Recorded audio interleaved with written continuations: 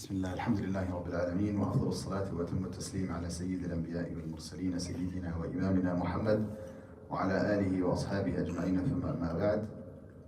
Continuing in the Tafsir Surah al-Baqarah, after Allah subhanahu wa ta'ala describes the status of the hypocrites and how they objected to the amthal, to the examples that were set by Allah subhanahu wa ta'ala. And they said, why is Allah subhanahu wa ta'ala giving us the example of the mosquito? Why is Allah subhanahu wa ta'ala giving us the example of the fire and the water, which we mentioned? Allah subhanahu wa ta'ala said, Allah subhanahu wa ta'ala does not feel shy in citing any example, even that of a mosquito or something smaller. And then he described how the believers, they accept what's from Allah subhanahu wa ta'ala knowing it's the truth, and the disbelievers say, why did Allah subhanahu wa ta'ala use this example over other examples? And it causes them more confusion, more misguidance. And then Allah subhanahu wa ta'ala moved on to admonishment. After talking about all of these important concepts, he moved on to admonishment. So the context of these ayahs is that Allah subhanahu wa ta'ala now is going to remind the Muslims, the hypocrites and the Jews of all of the ways that Allah subhanahu wa ta'ala has given them blessings, all the blessings of Allah azza wa jalla upon them. So he says, كَيْفَ تَكْفُرُونَ بِاللَّهِ, how can you disbelieve in Allah? This question of how is a question of, it's a rhetorical question. That means, it's how could you do something like that? It's not a matter of, hey, I have a question for you. How do you disbelieve in Allah? No. It's not asking for an answer. It's saying, how could you disbelieve in Allah? How could you disbelieve in Allah? وَكُنْتُمْ أَمْوَاتًا, and you were dead. فَأَحْيَاكُمْ, then He gave you life. ثُمَّ يُمِيتُكُمْ, then He will take your life. ثُمَّ يُحْيِيكُمْ, then He will bring you back to life. ثُمَّ إِلَيْهِ تُرْجَعُونَ, and then you will be returned to Allah subhanahu wa ta'ala. So in this ayah, Allah subhanahu wa ta'ala is putting down those munafiqeen, those hypocrites that reject the resurrection. We talked about Surah al-Baqarah being an important surah in establishing the resurrection. And so Allah subhanahu wa ta'ala is putting them down. He's saying, how is it that you disbelieve in Allah subhanahu wa ta'ala and you disbelieve in the resurrection when Allah subhanahu wa ta'ala, when you were non-existent, then Allah gave you life, and then you will die, and then He'll give you life again. Right? So if Allah subhanahu wa ta'ala can give you life once already, then He can give you life again. So how is it that you can reject resurrection when you already have been brought to life from nothing? Right? So this ayah is talking about the four stages. قَالُوا رَبَّنَا أَمَتَّنَا اثْنَتَيْنِ وَأَحْيَيْتَنَا اثْنَتَيْنِ, that we die twice and we live twice. What are the two deaths? The first death is the one that's non-life. We were not given a body yet. Right? The souls were created a long time ago, but the souls are given to the body when we're born. But before that, our bodies are dead. We don't have an existence. Right? هَلْ أَتَىٰ عَلَى الْإِنسَانِ حِينٌ مِّنَ الدَّهْرِ لَمْ يَكُنْ شَيْئًا مَذْكُورًا, that at one time a human being was something that was not mentioned. Right? Before a person is born, they are dead. وَكُنْتُمْ أَمْوَاتًا فَأَحْيَاكُمْ, and then He brings you to life. That by itself shows you that إِنَّ الَّذِي أَحْيَاهَا لَمُحْيِي الْمَوْتَى, that if Allah subhanahu wa ta'ala wanted to take your life again and then bring you back again, He could. And then again and again, and then take your life again and bring you back again, He could. And then if He does it another time, takes your life again, brings you back, He can do it an infinite amount of times. An infinite amount of times. قُلِ الَّذِي أَنْشَأَكُمْ أَوَّلَ مَرَّةٍ. Right? So Allah, they said to Muhammad sallallahu alaihi wasallam, أَإِذَا كُنَّا عِظَامًا وَرُفَاتًا أَإِنَّا لَمَبْعُوثُونَ خَلْقًا جَدِيدًا. That they said to Muhammad sallallahu alaihi wasallam, when we become bones and dust, will we be brought back to life once again? Allah subhanahu wa ta'ala responds, He says, قُلْ كُونُوا حِجَارَةً أَوْ حَدِيدًا أَوْ خَلْقًا مِمَّا يَكْبُرُ فِي صُدُورِكُمْ فَسَيَقُولُونَ مَنْ يُعِيدُنَا قُلِ الَّذِي فَطَرَكُمْ أَوَّلَ مَرَّةٍ. So He said, Allah subhanahu wa ta'ala responds, He says, كُونُوا حِجَارَةً أَوْ حَدِيدًا أَوْ خَلْقًا مِمَّا يَكْبُرُ فِي صُدُورِكُمْ. So be a rock, be metal after you die, or any creation that you find amazing, right? It could be a mountain. You can die and become a mountain. And Allah subhanahu wa ta'ala will still bring you back to life. It doesn't matter what you turn into in your grave. Allah subhanahu wa ta'ala will still bring you back to life. قُلِ الَّذِي أَنْشَأَكُمْ أَوَّلَ مَرَّةٍ. وهو بكل خلق عليم. He's the one that created you for the first time. The one that created you the first time can bring you back again. So this is a response to the munafiqeen. How can you disbelieve in Allah? How are you disbelieving in this resurrection? You were dead, you came to life. Then you're going to die again, and then He'll bring you back to life.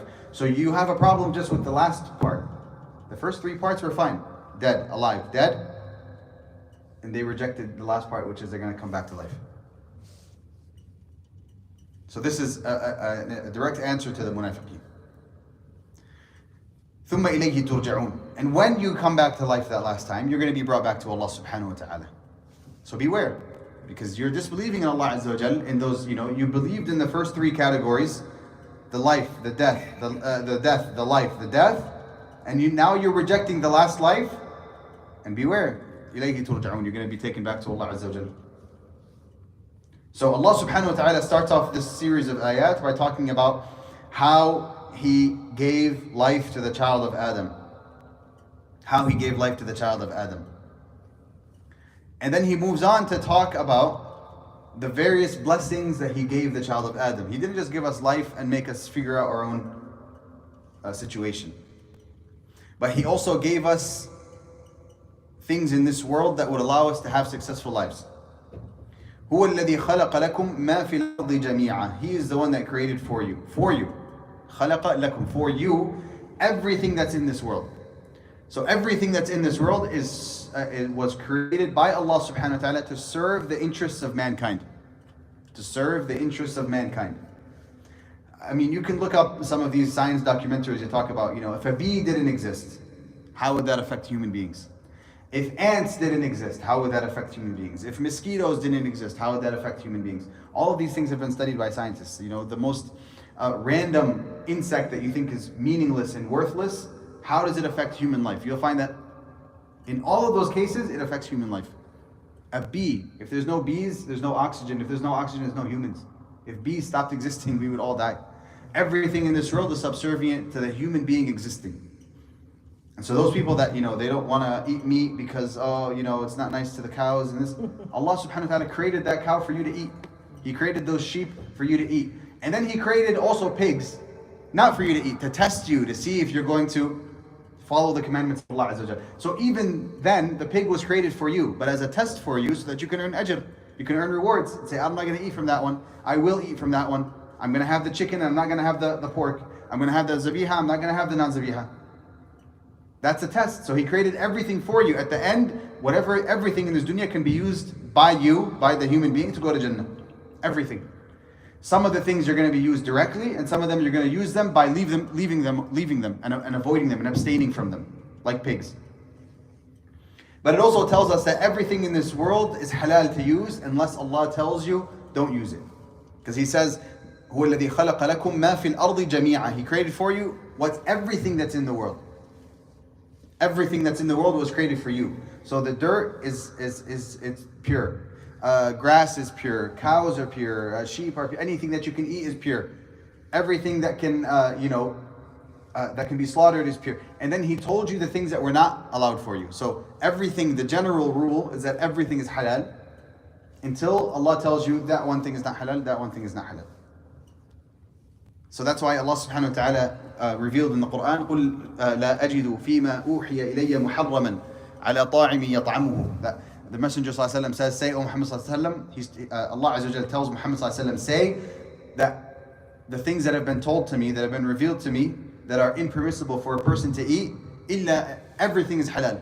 There's nothing haram. Illa, except for. Right? So everything is halal except for إلا يكون دما مسفوحا, unless it's like flowing blood, that's najasa. أو لحم خنزير أو رجس أهل لغير الله به, right? Or the meat of pigs, or food that hasn't been slaughtered for Allah subhanahu wa ta'ala, right? Non-zabiha. And another ayah, Allah subhanahu wa ta'ala says, قل إنما حرم عليكم الميتة, the dead carcasses, those that are not slaughtered correctly. Right? If an animal has not been slaughtered correctly, you can't eat it. If it's not dhabiha, you can't eat it. So He says, إِلَّا أَنْ يَكُونَ مَيْتَةً, that if it's incorrectly slaughtered, you can't eat it.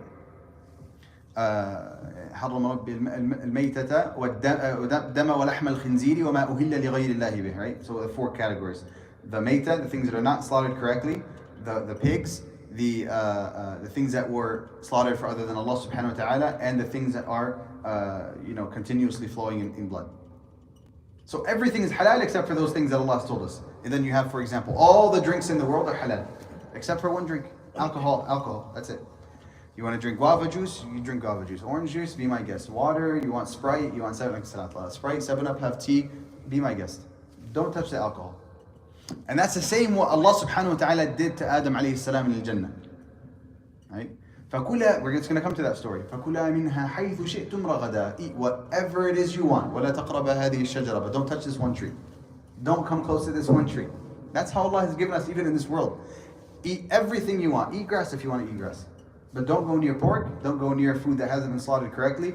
Don't go near food that's been slaughtered in the name of other so-called gods.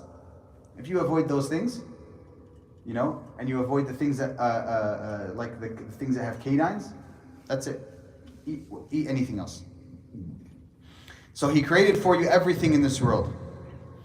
ثُمَّ اسْتَوَى إِلَى السَّمَاءِ. And then He took to the heavens, or He took to the skies. فَسَوَّاهُنَّ سَبْعَ سَمَاوَاتٍ. And He made them into 7 heavens. He made them into 7 heavens. So these ayat from this, they seemingly are telling us that Allah created the earth and then He created the heavens, or He created the earth and then the universe. That's not true. That's not what these ayat mean. We know scientifically that the universe existed hundreds of billions of years before, or billions of years before the earth. The earth was created later, after the universe was already created. That's a fact. No one can deny that. So what does this mean when Allah subhanahu wa ta'ala says, and then He took to the heavens and then made them into 7? Well, the word thumma stawa ila as-sama. Thumma has many meanings. Thumma can mean and then, meaning a sequence, right? I got in my car and then I drove to the store. That's a sequence. But it can also mean additionally. It can also mean also. So if I'm giving a speech and I say thumma, that means also I have another point to make. So this is what it means here. It doesn't mean, this isn't a sequence of events. Because if it were a sequence of events, then even if it is a sequence of events, it's also interpretable as being that Allah subhanahu wa ta'ala created the earth and then He perfected the atmosphere of the earth. Because we know that the earth for the first few billions of years was unlivable. Right? The majority of the gases that were in the earth's atmosphere were carbon dioxide. If you brought humans here, you have to have oxygen, you have to have a space suit or whatever. Right? So when Allah subhanahu wa ta'ala says that He created the earth first and then He perfected its atmosphere, that's also another interpretation that's valid. It's an interpretation that's valid, that He created the earth first and the earth was not inhabitable by creatures that needed oxygen. At least not on its surface. In the water, there were creatures that did not need oxygen. But on its surface, there were no creatures that couldn't have that needed oxygen. And then He perfected the atmosphere, and then human beings could now live on earth. That's also a valid interpretation. But what the majority of ulama said, the majority of scholars, they said that this thumma here, it's just, it means moreover, additionally. So the translation would be, He is the one, it is He who created for you everything in this world. Additionally, He turned to the heavens and made them into 7. Additionally. So it's not saying a sequence of events.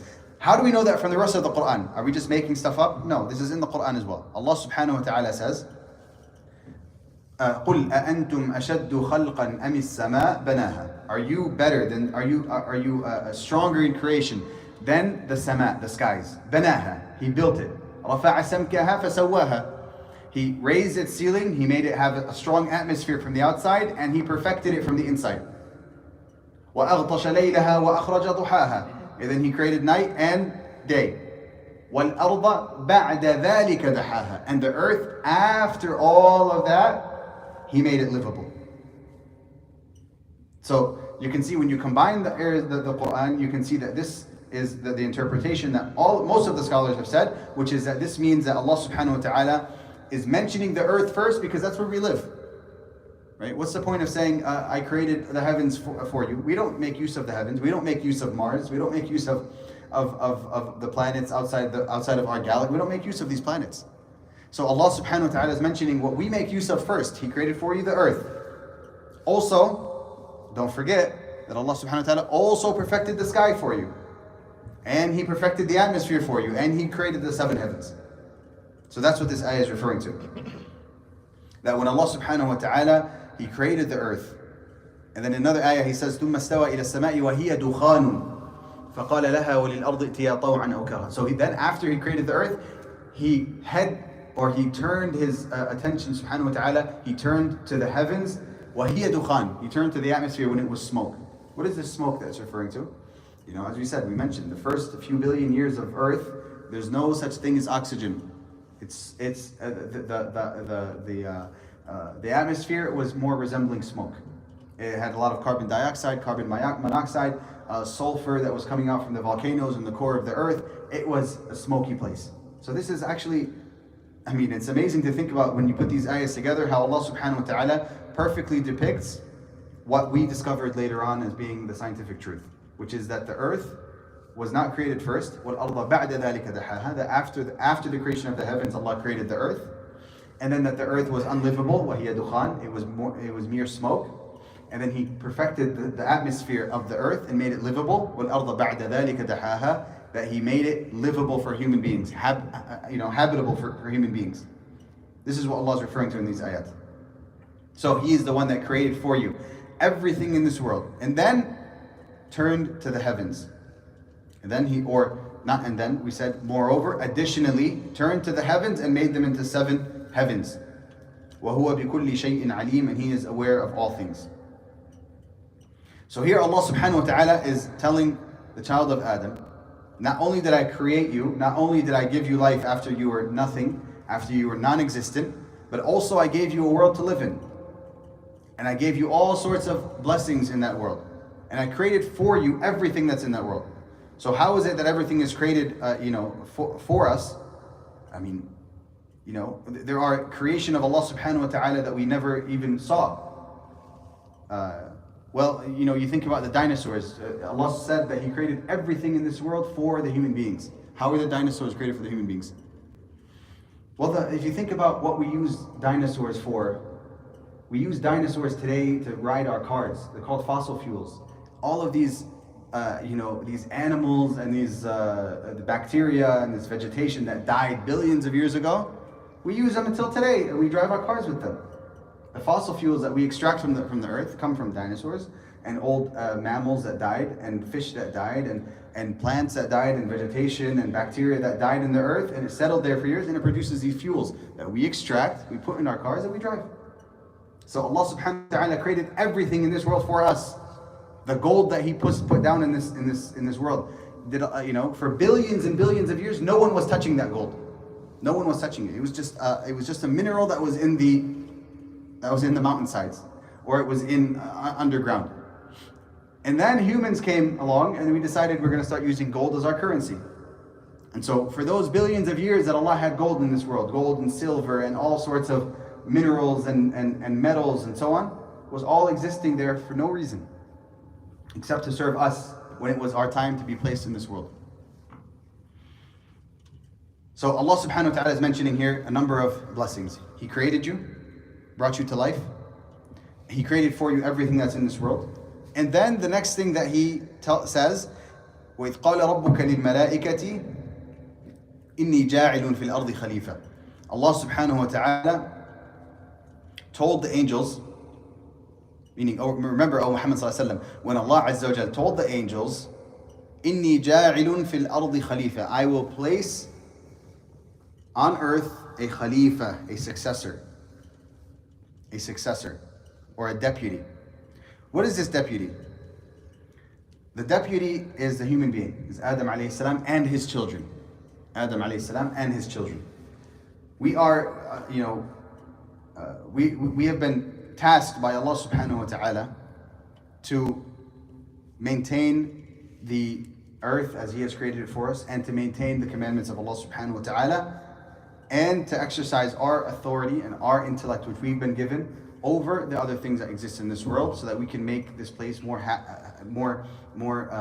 habitable for human beings. That's the authority that Allah subhanahu wa ta'ala has given to mankind. إِنِّي جَاعِلٌ فِي الْأَرْضِ خَلِيفَةً. I'm going to place in this world a deputy.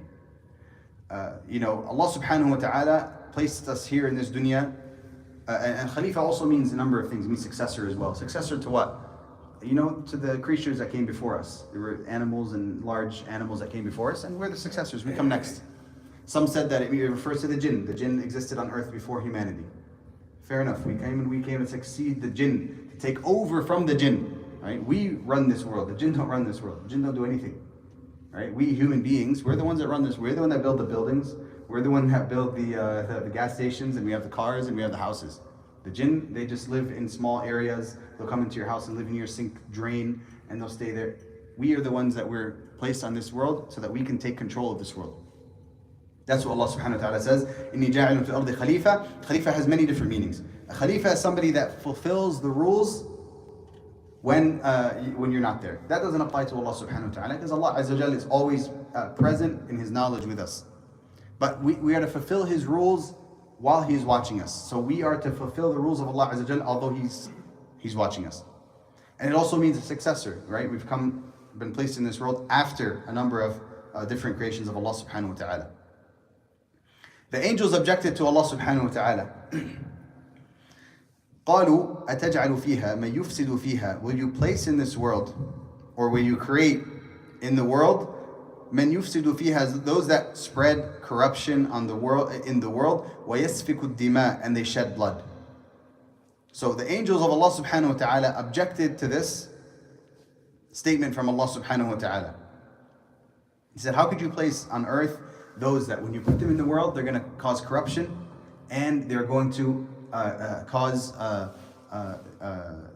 disunity and corruption in the earth, and spread bloodshed. And so the angels of Allah subhanahu wa ta'ala were not chosen to be the ones that succeed in this world.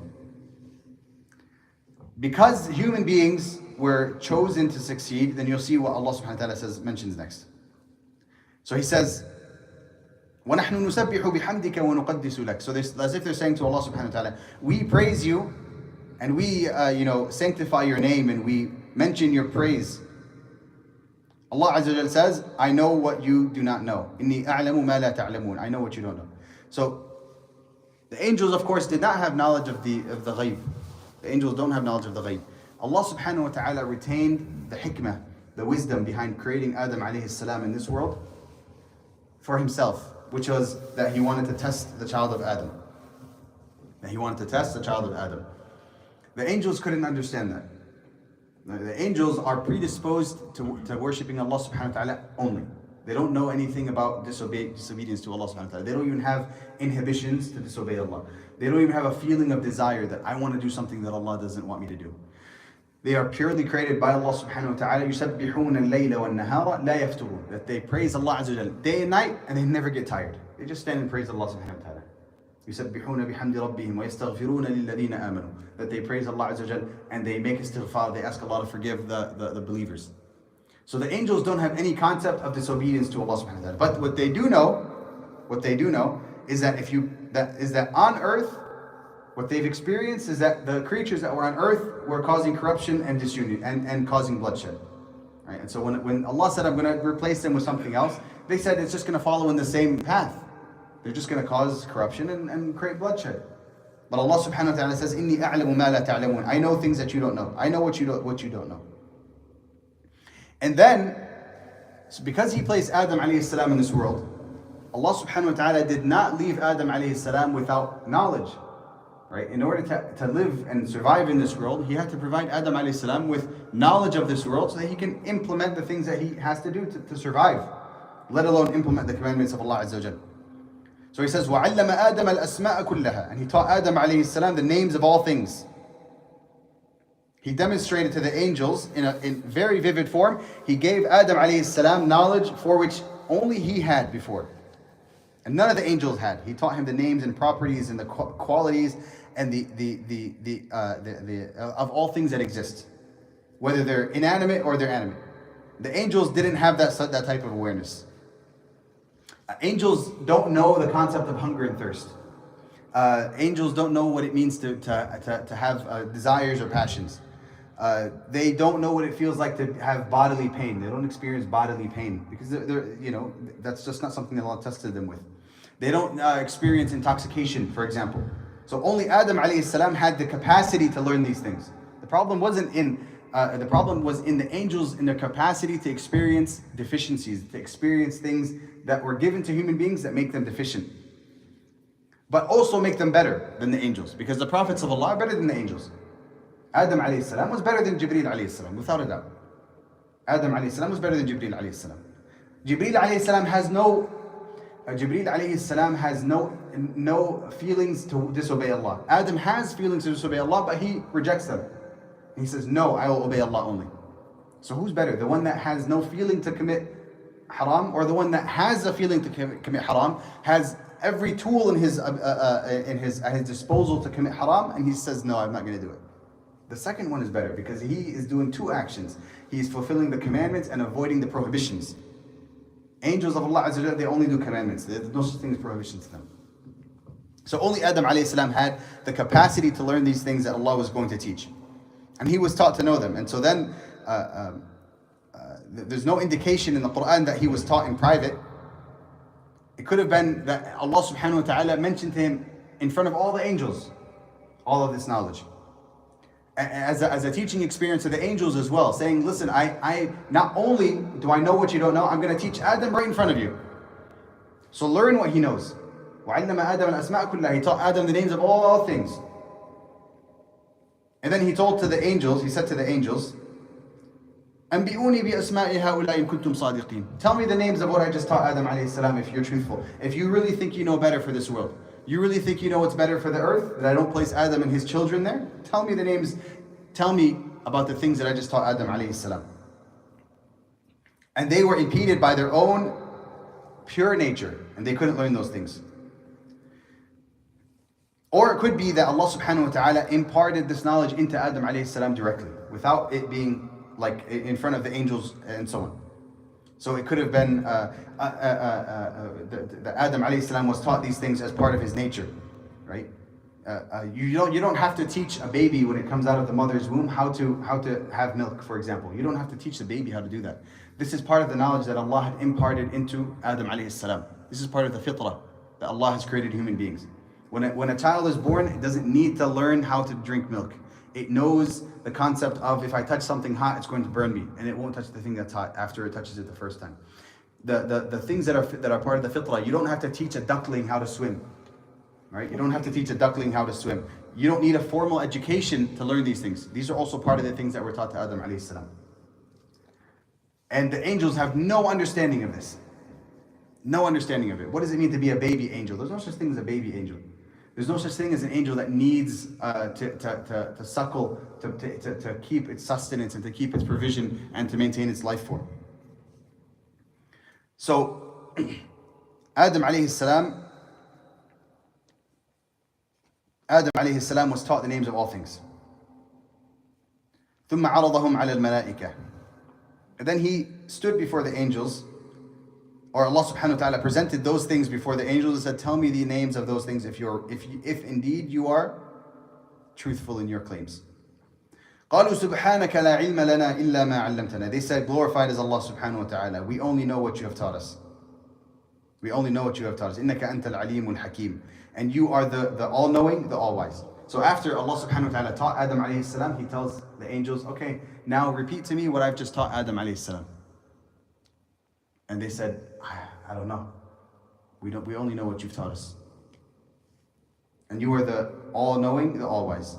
Then to prove the point that Adam alayhi salam was fit to live in this world, and the angels alayhimus salam are not fit to be the deputies in this world, Allah tells Adam alayhi salam as a challenge to the angels, Ya Adamu anbi'hum bi asma'ihim. Adam, tell them the names of those things that I just taught you. So Adam alayhi salam started to list off the names of the things. What was he listing off? Everything that exists in this world, he was taught the names of them. Adam alayhi salam was standing and saying, I'll tell you a taste of an orange. and the feeling of the bite of a scorpion. And I'll tell you about the pain of sadness, and the pain of loss, and the pain of heartbreak. And I'll tell you about the happiness, and I'll tell you about what intoxication is, and I'll tell you about what wine does. And he went on to list to them all of these things that we know about this dunya. فَلَمَّا أَنْبَأَهُمْ بِأَسْمَائِهِمْ, when he told him of the names of those things, Allah subhanahu wa ta'ala then revealed unto the angels, أَلَمْ أَقُلْ لَكُمْ إِنِّي أَعْلَمُ غَيْبَ السَّمَاوَاتِ وَالْأَرْضِ, didn't I tell you that I know the matters of the unseen in the heavens and the earth? وَأَعْلَمُ مَا تُبْدُونَ وَمَا كُنْتُمْ تَكْتُمُونَ, and I know what you claim out loud and what you hide inside yourselves. So, in the course of these ayat, Allah subhanahu wa ta'ala listed many favors of Allah Azza wa Jal. أحياكم, He gave you life. خَلَقَ لَكُم مَا فِي الْأَرْضِ, He created for you everything that's in this world. He made you a Khalifa. He made you a deputy of His in this world. He taught you. He honored you with knowledge that the angels of Allah subhanahu wa ta'ala not only don't have, they don't even have the capacity to learn. They don't have the capacity to learn. And then at the end of this siyaq, at the end of this context or this series of ayat, he says, وَإِذْ قُلْنَا لِلْمَلَائِكَةِ اسْجُدُوا لِآدَمَ, we told the angels prostrate to Adam. Prostrate to Adam now. To emphasize the honor and of the human beings over the angels. That Allah subhanahu wa ta'ala, وَلَقَدْ كَرَّمْنَا بَنِي آدَمَ, we have honored the child of Adam. And this here is a prostration of honor, of respect, not of an action of worship. So after all these things, he tells the angels, now prostrate to Adam. You see how he's superior than you? You see how he knows things that you can't even fathom? You see how I taught him things that you can't even understand? Now prostrate to Adam out of respect. They all prostrated to Adam alayhi salam, including Angel Jibreel alayhi salam. Right, so if you ever think about as the atheists, they like to push this idea that human beings, we're just another organism, we're just another being in this world, we're meaningless, we're like cockroaches. One of them, we're like cockroaches, we're like rats. Well, your father Adam alayhi salam was prostrated to by Angel Jibreel alayhi salam. Your father was prostrated to by Angel Jibreel alayhi salam. And so you are belittling the creation of Allah subhanahu wa ta'ala. The atheist wants to belittle the creation of Allah Azza wa Jal for the reason of, if I can belittle the creation, then I'm belittling the creator. Allah subhanahu wa ta'ala has made us as one of His signs. سَنُرِيهِمْ آيَاتِنَا فِي الْآفَاقِ وَفِي أَنفُسِهِمْ, that we will show them the signs in the afaq, in the horizons, and in themselves. Your own nafs testifies to Allah subhanahu wa ta'ala. Your own self, the fact that you exist testifies to Allah Azza wa Jal. The fact that you comprise of a complex nervous system testifies to the existence of Allah subhanahu wa ta'ala. The fact that you have a heart that beats and you have oxygen that flows in your blood, providing all of your organs with the necessary nutrients to even survive, testifies to Allah subhanahu wa ta'ala. When the atheist wants to speak about the human, he wants to make the human look like he's worthless, meaningless, random, a random miscalculation of genomes that created into a human being. No. Allah subhanahu wa ta'ala wants you to know that He created Adam alayhi salam, and He honored the creation of Adam alayhi salam by saying, I created him with my hand. I created him with my hand. This is not a literal hand. This is a figure of speech for Allah subhanahu wa ta'ala to say, I have given Adam alayhi salam preference over others. Allah created everyone in the same way. Kun fayakun, be and it was. But He acknowledged that Adam alayhi salam was given extra care by saying, I created him with my hand. Right? This is not to say that Allah has a limb called a hand. No, it's to say that Allah subhanahu wa ta'ala wanted to show us by using a figure of speech that we know. Right?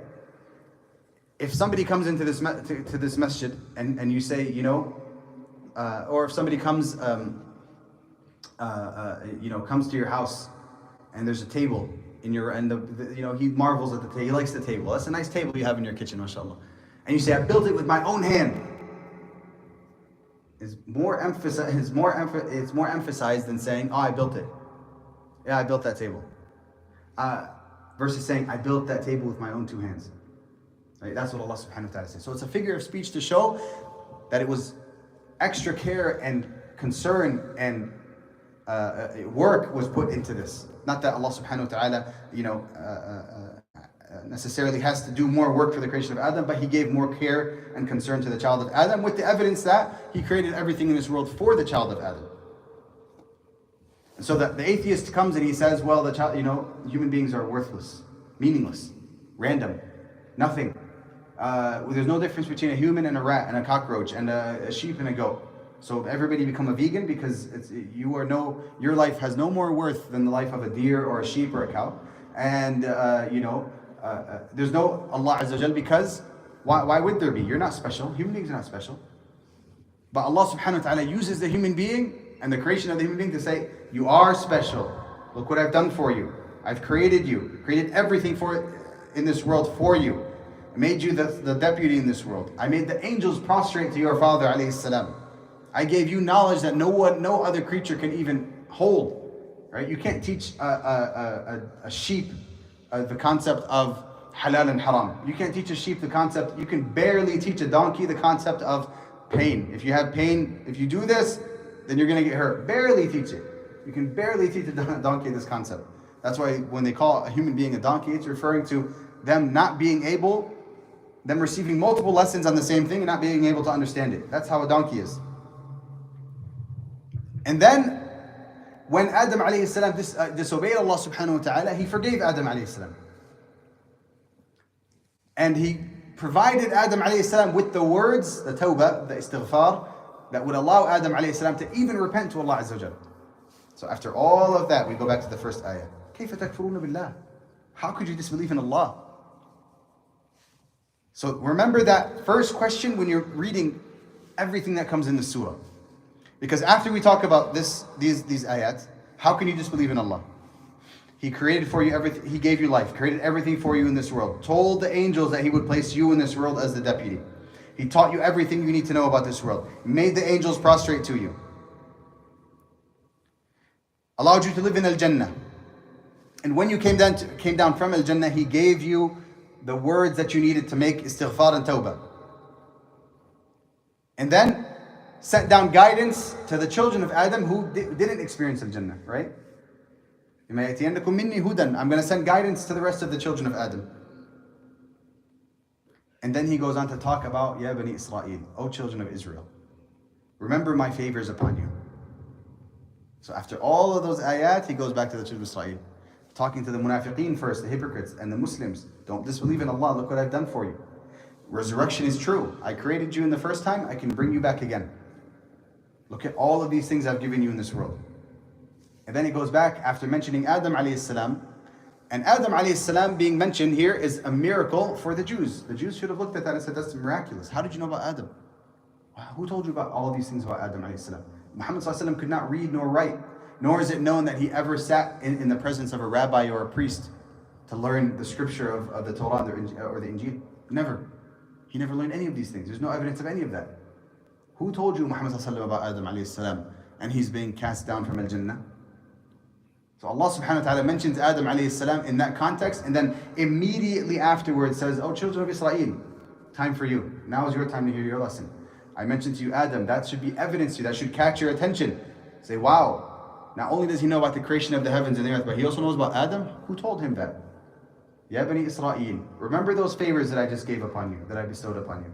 The favors that were mentioned in those previous ayat about how I created you, how I gave you life, how I put everything in this world on you, how I gave you Adam alayhi salam, how Adam learned everything, how he taught everything to his children, how you receive prophets and messengers for generations upon generations. Children of Adam, remember those blessings that I've given upon you. وَأَوْفُوا بِعَهْدِي, and follow my covenant. أُوفِ بِعَهْدِكُمْ, I will fulfill your covenant. Don't think that Allah gave a promise to you. He says, if you do this, I will do this. And then you don't fulfill your side of the bargain. And then you still want Allah Azza wa Jalla to say, you still get your side of the bargain. Right? And that's why the paradox of the atheist Jew makes no sense. I am entitled to Palestine. First of all, they say, Allah doesn't exist, but I'm entitled to Palestine because Allah said so in the Torah. They say that. Many Jews and Zionists today are atheists. But they still believe that the Torah promised them the land of Palestine. There's a covenant that you had, you broke that covenant. You no longer are given that land. That's a different topic altogether. But you don't believe in Allah in the first place. How are you going to use Allah Azza wa Jalla as your evidence that you deserve this land when you don't believe in Him in the first place? You don't believe in the Torah. You don't believe that there's anything called Allah Azza wa Jal.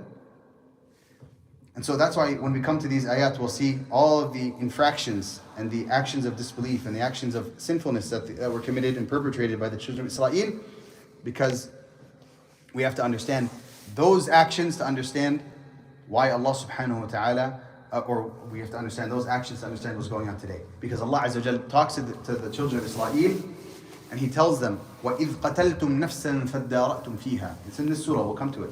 He says, do you remember children of Israel? This is Muhammad sallallahu alaihi wasallam talking to the children of Israel that live in Medina, that live in al-Madinah. Do you remember children of Israel when you killed somebody, فَادَّارَأْتُمْ فِيهَا, and you started to accuse each other about who was the killer? وَاللَّهُ مُخْرِجٌ مَا كُنْتُمْ تَكْتُمُونَ, and Allah will expose what you were hiding. The Jews in Medina didn't kill anybody. This ayah has nothing to do with them. Why did Allah subhanahu wa ta'ala says you guys killed him? Because you were pleased with it. You were part of it. You're still following in that same methodology. You're still doing the same things that they did in those previous times.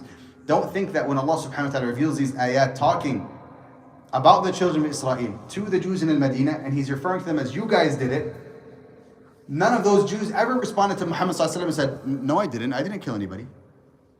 I didn't kill anybody. What are you talking about?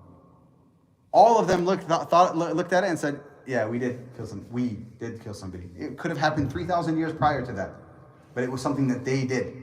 And so that's why it's important to understand this Surah al-Baqarah will help you understand what's going on in these times and ages with the children of Israel, and especially with the Zionist faction of the children of Israel. So we'll end there, inshallah ta'ala.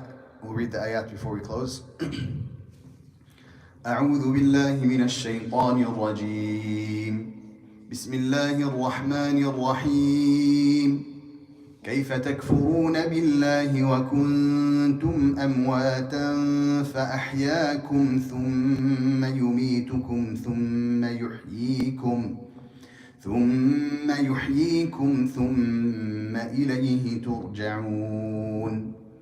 هو الذي خلق لكم ما في الأرض جميعا ثم استوى إلى السماء فسواهن 7 سماوات وهو بكل شيء عليم. وإذ قال ربك للملائكة إني جاعل في الأرض خليفة قالوا أتجعل فيها من يفسد فيها ويسفك الدماء ونحن نسبح بحمدك ونقدس لك قال إني أعلم ما لا تعلمون. وعلم آدم الأسماء كلها ثم عرضهم على الملائكة فقال أنبئوني بأسماء هؤلاء إن كنتم صادقين. قالوا سبحانك لا علم لنا إلا ما علمتنا إنك أنت العليم الحكيم. قال يا آدم أنبئهم بأسمائهم فلما أنبأهم بأسمائهم قال ألم أقل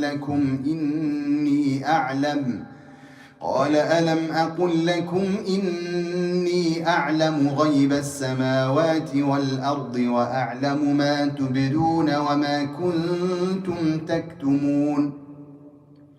وإذ قلنا للملائكة اسجدوا لآدم فسجدوا إلا إبليس أبى واستكبر وكان من الكافرين. So we'll mention the translation now. How could you disbelieve in Allah subhanahu wa ta'ala when you were lifeless and He gave you life, and then He will cause you to die, and then He will give you life again, and then to Him you will be returned.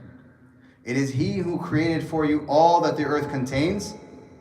Additionally, He turned to the heavens and made them 7 skies, and He is the knower of all things.